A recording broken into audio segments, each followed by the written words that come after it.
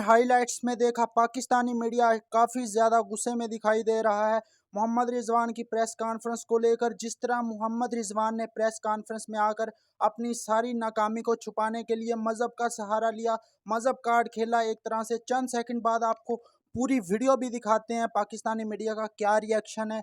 लेकिन भाई रिजवान ने जो बात की है, रिजवान का कहना था कि भाई सबसे पहले जब उनसे सवाल पूछा गया वर्ल्ड कप में उनकी ख़राब परफॉर्मेंस को लेकर, तो रिजवान का कहना था कि सबसे पहले भाई हमारा मज़हब आता है, हम इस्लाम के एम्बेसडर हैं, उसके बाद पाकिस्तान के एम्बेसडर हैं। तो फिर भाई रिजवान साहब हम क्रिकेट खेलने के लिए मौलाना तारिक जमील साहब को बुला लेते हैं, मुफ्ती तारिक मसूद साहब को बुला लेते हैं और डॉक्टर जाकिर नाइक साहब को बुला लेते हैं। मतलब आपको हम ये नहीं कहते कि आप तबलीग ना करें, मज़हब के लिए अच्छे काम ना करें। मतलब अगर मैं 5 वक़्त की नमाज़ पढ़ूँ और मैं जाकर प्रेस कॉन्फ्रेंस करूँ कि मैं भाई बहुत बड़ा मुसलमान हूँ, मेरे से बड़ा तो कोई मुसलमान है ही नहीं, और मैं 5 वक़्त की नमाज़ें पढ़ता हूँ, रोज़े रखता हूँ। मतलब यार ये सारा काम मैं अपने लिए करता हूँ, अपनी ज़ात के लिए। इस काम का मुझे आखिरत में फ़ायदा होगा, इसका सिला मुझे अल्लाह देगा। बजाय कि मैं पूरी दुनिया के सामने जाकर ढंढोरा पीटूँ और अपनी बजाय कौम से माफ़ी मांगूं वर्ल्ड कप में अपनी ख़राब परफॉर्मेंस को लेकर,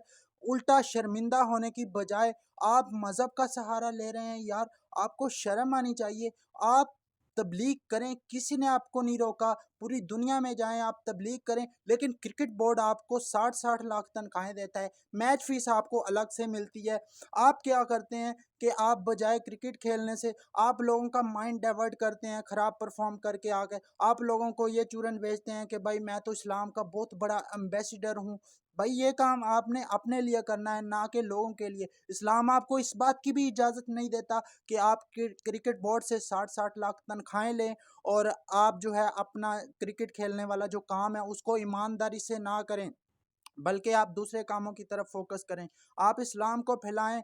हम भी मुसलमान हैं, हम भी ये काम करते हैं, आप भी ये काम करें। लेकिन बजाय डंडोरा पीटने के, आपके पास पूरे साल में 4-5 महीने फारग होते हैं, आपके पास पैसे की कोई कमी नहीं है। आप जाएं दुनिया भर में जाकर तबलीग करें, किसी ने आपको नहीं रोका। दुनिया के बाकी खिलाड़ी भी हैं। भाई अगर इसी तरह आप बयान देते रहेंगे तो या तो भाई मुझे तो लगता है या तो ये खुद बेवकूफ़ हैं, या इनको समझाने वाले जो इनको इस तरह की बातें बताते हैं वो बेवकूफ़ हैं, या ये पाकिस्तानी कौम को बेवकूफ़ बनाने की कोशिश करते हैं। इस पर पाकिस्तानी मीडिया शदीद नाराज़ है रिजवान की इस बात को लेकर। आइए चलते हैं पाकिस्तानी मीडिया का रिएक्शन देते हैं इस ये बयान। तो भाई पाकिस्तानी मीडिया का रिएक्शन सुना आपने, काफ़ी ज़्यादा गुस्से में दिखाई दे रहा था पाकिस्तानी मीडिया।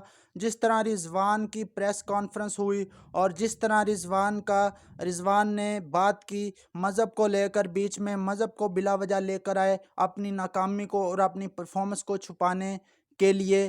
तो पाकिस्तानी मीडिया इस पर काफ़ी ज़्यादा हमें नाराज़ दिखाई दिया।